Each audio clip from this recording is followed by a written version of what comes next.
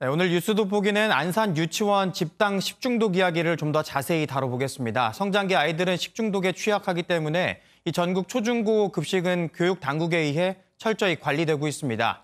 그런데 유치원은 관리 대상이 아니라는데요. 길기범 기자와 자세한 이야기 나눠보겠습니다. 어서 오세요. 네, 길 기자, 먼저 이 안산 유치원 집단 식중독 사태 좀 자세히 현황부터 짚어주시죠.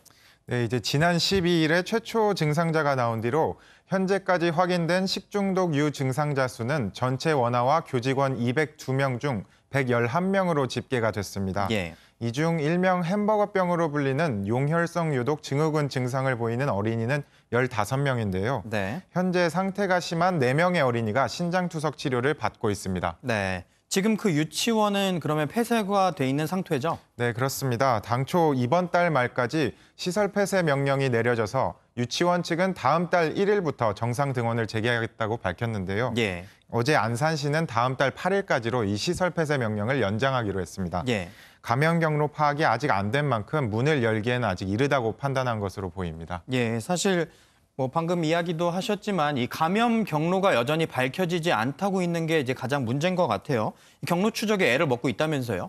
네, 보통 식중독은 이제 오염된 음식을 먹었을 때 발생하는데요. 예. 그런데 해당 유치원에서 사용된 식자재나 조리기구 등 104건을 검사했는데도 대장균이 검출된 게 하나도 없었습니다. 예. 앞선 리포트에서도 언급됐지만 유치원 측이 보존식 6건을 폐기한 점이 감염 경로 추적에 발목을 잡고 있는 건데요. 예. 이제 궁중 떡볶이나 토스트 등 간식으로 나간 일부 메뉴가 보관되지 않은 건데 이렇게 폐기된 음식들에 식중독이 원인균이 있었는지 여부를 확인할 길이 없는 겁니다. 예. 지금 그래서 보건당국은 해당 유치원에 식자재를 납품한 업체도 조사하고 있는데요.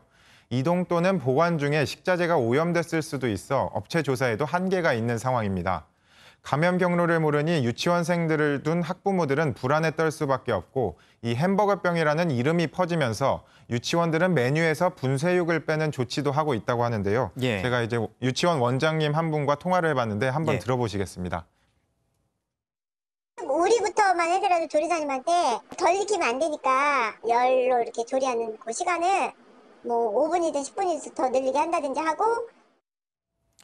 네, 그러니까 간식이 원인인지 아닌지도 모르는 거니까 사실은 저 같아도 불안할 수밖에 없는데 이런 위험들 때문에 사실 학교 급식은 철저하게 관리가 되고 있지 않습니까? 네, 전국 초, 중, 고등학교 학생들이 이제 관리 대상입니다. 예. 이제 학교 급식 식품 안전 관리 인증 기준인 학교 급식 해썹 시스템에 의해 관리됩니다. 네. 이건 지난 1999년에 처음 만들어진 기준인데 시설 관리, 식자재 관리 등을 22개 항목으로 나눠 점검합니다. 예. 이제 기본적인 위생 수칙은 물론이고 이제 밑간된 불고기 관리 상태까지 이제 살펴본다고 하는데요. 네. 만약 평가에서 같은 내용을 연달아 지적받으면 급식실 관리자나 교직원은 징계를 받을 수도 있습니다. 네.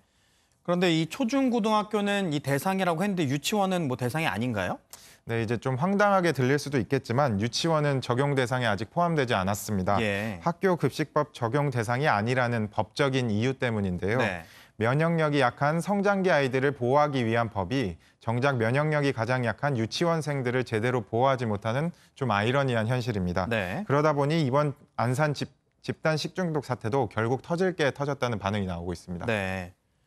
그러면 이번에 문제가 된 안산 유치원이 그동안 위생 감독이 아예 없었다는 겁니까? 아예 없었던 건 아닙니다. 예. 지난 2017년과 2018년까지는 급식 점검을 받긴 했습니다. 예. 누리과정과 무상급식 시행으로 안산교육지원청이 점검을 했는데요. 네. 하지만 대대적인 사립유치원 감사가 진행됐던 2019년부터는 중복 감사가 우려된다면서 이제 감사가 중단되기도 했습니다. 예. 대신 컨설팅 지원을 해주겠다며 신청을 받았는데 안산 지역 유치원 48곳 중 겨우 5곳만 신청했다고 합니다. 네. 그러면 이 최근 몇 년 동안은 이 유치원생들이 방치가 됐던 건데 앞으로는 그러면 유치원 급식 점검 어떻게 되는 겁니까? 이제 지난해 말에 유치원 3법이 이제 개정되면서 예. 유치원도 학교급식법 적용 대상으로 포함이 됐습니다. 예. 이제 근데 문제는 법 적용 시점인데요. 예. 내년 1월 30일부터나 이 법이 이제 시행될 예정입니다. 학부모들의 걱정이 이만저만이 아니지만 이대로라면 유치원 급식 관리 사각지대 해소는 올 하반기까지는 불가능할 것으로 보입니다. 예. 또 실제로 철저한 관리가 가능할지 의문인데요. 이제 경기도만 해도 유치원이 2,000곳이 넘는데 예. 이 많은 유치원 급식실을 매년 2번 점검해야 하는데 이제 당장 인력부터 부족한 상황이기 때문입니다. 예. 이제 또 법 시행일이 아직까지 많이 남아 있기 때문에 구체적인 세부 지침도 없는 상황입니다. 네.